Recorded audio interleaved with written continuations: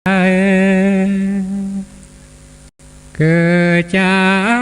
se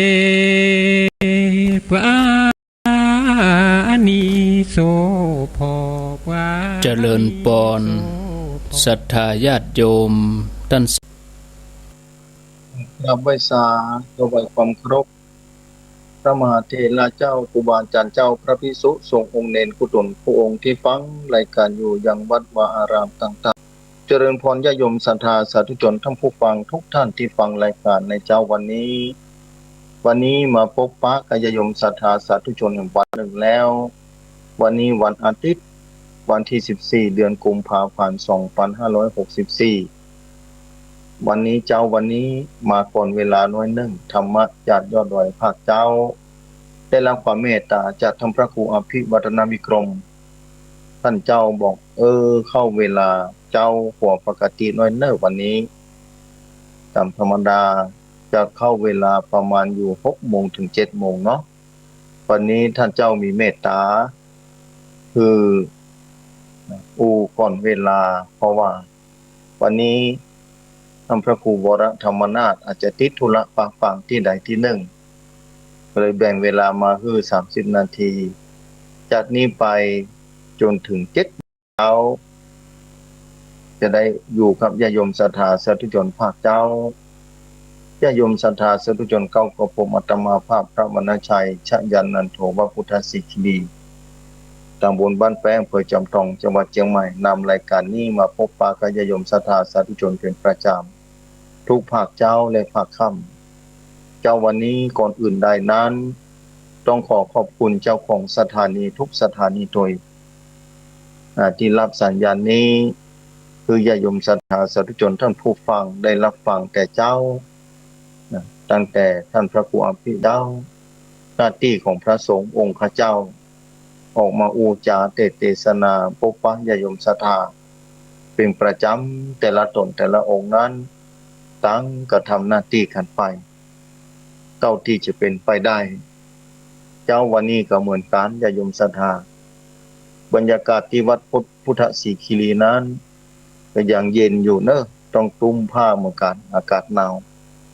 ก็เป็นปกติเหมือนสมัยมาเก่าแต่ก่อนพ้นอากาศก็มันหนาวฮอดอยู่จนรอดถึงเดือนกุมภาพันธ์นี่แหละก็เป็นธรรมดาญาติโยมศรัทธาสาธุชนดำเนินวิถีชีวิตได้พบปะกับวันใหม่แห่งวันหนึ่งแล้ววันนี้มาฟังธรรมะแต่เจ้ามาหูมาจักเข้าใจหลักธรรมะแล้วพอได้ฟังธรรมะแล้วมีความสุขใจอันนี้ศรัทธาสาธุชนทั้งผู้ฟังญาติโยมศรัทธานี้เป็นญาติโยมศรัทธาที่มีปัญญาสามารถเข้าใจดูจอดรอดถึงวิถีชีวิตของศรัทธาตลอดไปอันนั้นเนี่ยเป็นสิ่งที่ดีงามแท้ๆน่าเป็นห่วงญาติโยมศรัทธาถึงวันนี้นี่สังคมแปรเปลี่ยนแปลงไปอยู่ตลอดเวลาเปลี่ยนอยู่ตลอดทุกวันทุกคืนนั่นคือความเปลี่ยนไปของศาสนาวัตถุธาตุแล้วก็ทั้งรูปธรรมและนามธรรมเปลี่ยนอยู่ตลอดเวลาศรัทธาสาธุชนทั้งผู้ฟังตกอยู่สภาพไตรลักษณ์เป็นแบบนี้แต่ญาติโยมศรัทธาถ้าฟังธรรมะแต่เจ้าฟังธรรมะเมื่อค่ำไปวัดไปวาได้ฟังธรรมะญาติโยมศรัทธามีปัญญาสามารถเข้าใจชีวิตนั้นเป็นสิ่งที่ประเสริฐน่าอนุโมทนาเนาะความเปลี่ยนแปลงไปน่าเป็นห่วงละลายประการบางครั้งบางบางที่บางแห่งสถานการณ์ต่างๆก็เปลี่ยนแปลงไปโยมศรัทธาสาธุชนหลายผู้หลายคนใช้ชีวิตมาเมืองนานอย่างที่เคยอู้ฟังเป็นประจำบางคนก็60-70 ปีแบบนี้ผ่านร้อนผ่านหนาวผ่านฤดูกาลมาหลายฤดูกาล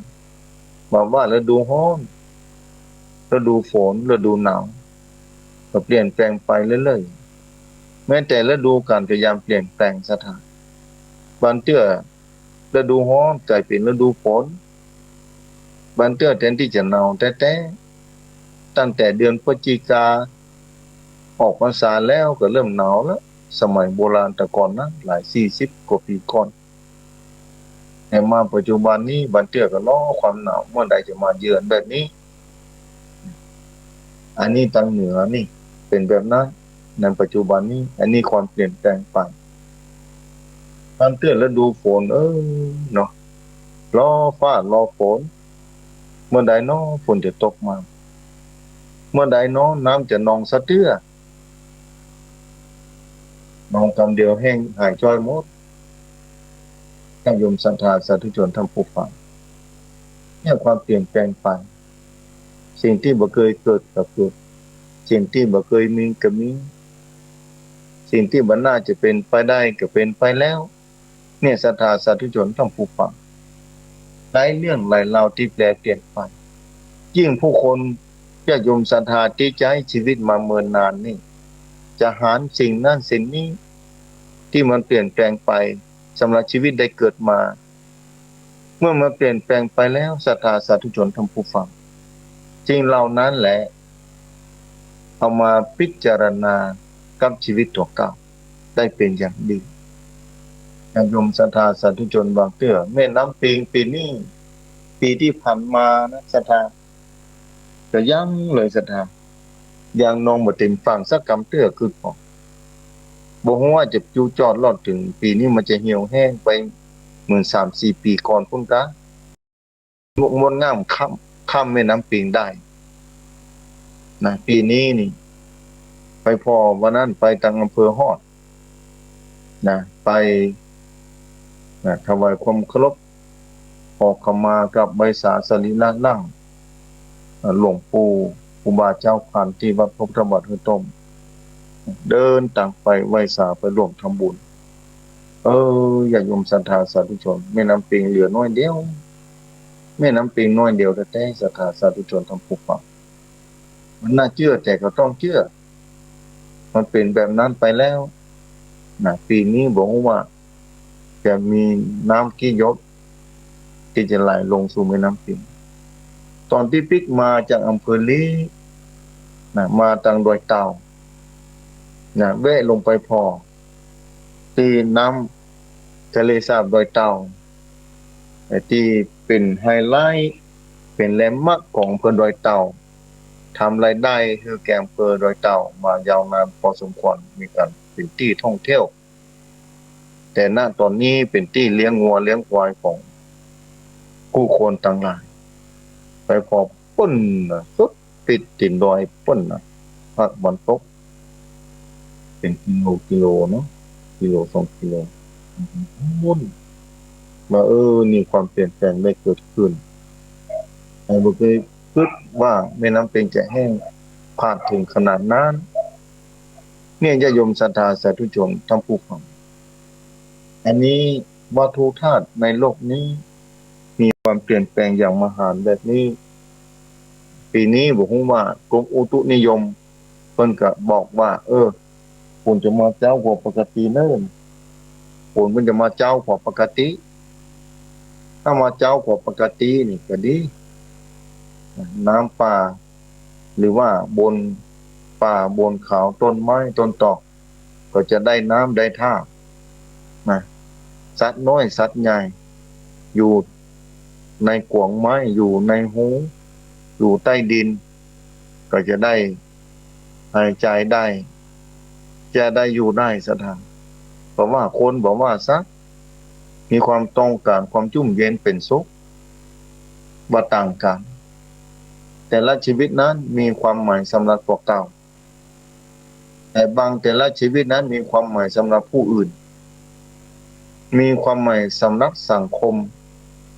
เป็นแบบนั้นศรัทธาลองพิจารณาพอตัวเก่าก็ได้ว่าตั้งแต่เกิดมาแล้วชีวิตหนึ่งของตัวเก่านั้นมีความสำคัญต่อสังคมเท่านั้นมีความสำคัญต่อบุคคลรอบข้างเท่าใดพ้องมีความสำคัญต่อตัวเก่าจะไหนเนี่ยศรัทธาสาธุชนทั้งผู้ฟังตลอดระยะเวลาญาติโยมศรัทธาใช้ชีวิตมา ความเปลี่ยนแปลงอย่างพ่องได้เกิดขึ้นกับชีวิตให้เกิดนั่งพิจารณาพ่องก็จะว่าชีวิตเรื่องได้อายุมาเท่าใดตลอดระยะเวลาที่ผ่านมาอย่างพ่องมีความเปลี่ยนแปลงเกิดขึ้นกับชีวิตแล้วมันจะเปลี่ยนแปลงไปถึงขนาดไหนจะมีความเปลี่ยนแปลงไปถึงเท่าใดยาวไกลไปแหมเท่าใดแบบนี้เป็นต้นสถานอันนี้คือความเปลี่ยนแปลงเอาง่ายๆที่พอหันได้ชัดพอหันได้กับตัวเก่ามันต้องเอาอย่างมาพิสูจน์ตัวเก่าเนี่ยเป็นเครื่องเป็นคนที่พิสูจน์ได้นั่นคือร่างกายสภาวะร่างกายของเฮานี้ธาตุทั้งสี่นี่ตั้งแต่น้อยมาเกิดมาแต่อ่อนครับท้องแม่มาภาคะมารดาออกมานี้อยู่จนรอดถึงปัจจุบันนี้ความเปลี่ยนแปลงเปลี่ยนแปลงได้ขนาดไหนแล้วบางคนก็ต้องซอกไม้เต้าแล้วบ้านปลายของชีวิตนะบางคนก็ยังพอมีบ่ามีแฮงไปหั่นมานี้อูได้จะเป็นกินอยู่ดีกินลามอยู่ม่วนกินหวานนะศรัทธาไปได้อยู่แต่บางคนก็สุขภาพร่างกายบ่ค่อยไหวแล้วเนอะแต่ดวงจิตเปิ้นยังรอฟังธรรมะจากครูบาอาจารย์จากพระสงฆ์องค์ข้าเจ้าพระสงฆ์องค์เน้นออกจาเทศนาเพื่อจะนำมาปฏิบัติเพื่อจะนำมาปรับปรุงกับวิถีชีวิตของตัวเก่าปรับปรุงพัฒนาคุณภาพจิตของตัวเก่าว่าจิตนั้นมีสภาพที่มั่นคงและแข็งแรงแม้แต่ร่างกายมันจะเสื่อมทรามเปลี่ยนแปลงไปเท่าใดก็ตามแต่ว่านำมาพัฒนาคุณภาพจิตตัวเก่าที่มีความเข้มแข็งมีความแข็งแรงมีน้ำมีบากมีแหงมีน้ำพักน้ำแรงที่จะสู้ต่อไปจนลมหายใจสุดท้ายเนี่ยญาติโยมศรัทธาสาธุชนต้องผู้ฟังทุกท่านที่ฟังรายการภาคเจ้าเพราะว่าภาคค่ำบอกว่าจะเป็นมรดกธรรมกำเมืองบางเรื่องบางเราบางธรรมะนั้นญาติโยมศรัทธาสาธุชนต้องผู้ฟังบางเรื่องบางเราบางเหตุการณ์สามารถนำมาพิจารณานำมาปรับปรุงวิถีชีวิตของตัวเก่าได้เป็นอย่างดีวันนี้น่าหานใจทุกคนยิ่งบางคนถ้าบ่เข้าใจธรรมะถ้าบ่รู้เรื่องธรรมโมธรรมะนี่มีความทุกข์ใจเหตุการณ์เกิดขึ้นบางอย่าง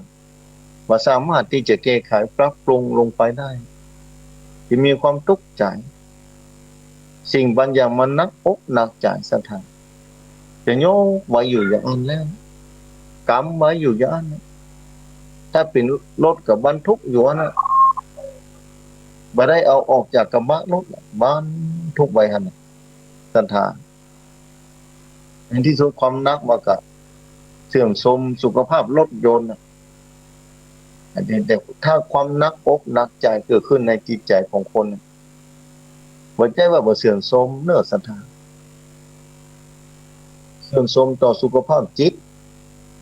เสื่อมโทรมต่อสุขภาพทางร่างกายเมื่อจิตบ่ม่วนจิตมีความเครียดมีความคิดนักอกนักใจบางครั้งทำให้ร่างกายสุขภาพกายนี่อ่อนล้าแปรปรวนเปลี่ยนแปลงไปได้เหมือนกันเพราะฉะนั้นการจะบรรทุกอันอย่างลงไปในจิตใจนี่ก็ต้องพอไปว่าคนบรรทุกของความคิดอ่านต่างๆนานาศรัทธาสาธุชนทั้งผู้ฟังทั้งหลายว่าเรื่องบรรเราควรจะละไว้ว่าเรื่องบรรเราควรจะมาบรรทุกเก็บไว้เพื่อเป็นประโยชน์ชนะกับตัวเก่าศรัทธาสาธุชนทั้งหลายขึ้นชื่อว่านักนี่แต่พาคือทุกข์กายทุกข์ใจขึ้นชื่อว่าเบาแล้วจะทำให้เบากายเบาใจเนี่ยญาติโยมศรัทธาสาธุชนทั้งผู้ฟังเพราะฉะนั้นญาติโยมศรัทธาสาธุชนต้องผู้ฟังธรรมะเนี่ย ฟังธรรมะถ้าศรัทธาเข้าใจความเบาก็จะเกิดขึ้นนั่นคือเบาใจเบากายความหนักใจก็จะบ่มีเมื่อความหนักใจบ่มีความเบาใจก็จะเกิดขึ้นเมื่อความเบาใจเกิดขึ้นเนี่ยไปบูรณาการเพื่อแก่ร่างกายของตัวเก่าศรัทธาไปบูรณาการปรับปรุงร่างกายของตัวเก่าเพื่ออยู่ดีมีสุขเกิดขึ้นมาได้เหมือนกันเพราะว่ากายเป็นนายใจเป็นเบากายเป็นนายกายเป็นเบาของเราใจเป็นหัวหน้ากายเป็นลูกน้องคนใจของใจแบบนั้นศรัทธาสาธุชนทั้งผู้ฟังศรัทธาสาธุชนแต่ละวันเหมือนกันจะต้องดำเนินชีวิตไปท่ามกลางความเปลี่ยนแปลงอยู่ตลอดเวลาอย่างที่เกิดผู้ฟังเป็นประจำศรัทธายิ่งชีวิตเวลาเหลือน้อยลงไปคุณค่าของชีวิตที่ได้ทำมาตลอดยิ่งเวลาเหลือน้อยลงไปนั้นเอาก็นำมาเวลาที่เหลือน้อยคือมีค่าเอาวิกฤตเป็นโอกาสมาฟังน้ำฟังธรรมมาไหว้พระสวดมนต์ภาวนาอีเป็นต้นศรัทธาสาธุชนทั้งผู้ฟังอันนี้สำหรับคนที่มีบุญมีวาสนามีบุญมีวาสนาสำหรับได้เกิดมาเจอพระพุทธศาสนาพระรัตนตรัยให้ศรัทธาสาธุชนทั้งผู้ฟังเป็นแบบนั้นแต่บางคนมาพบปะพระพุทธศาสนาพระรัตนตรัยบ่มีโอกาสได้ฟังน้ำฟังธรรมบ่มีโอกาสได้ปรับปรุงวิถีชีวิตไปตามที่ถูกต้องและดีงามเป็นบุคคลที่น่าสงสารและหันใจพอสมควรเหมือนกัน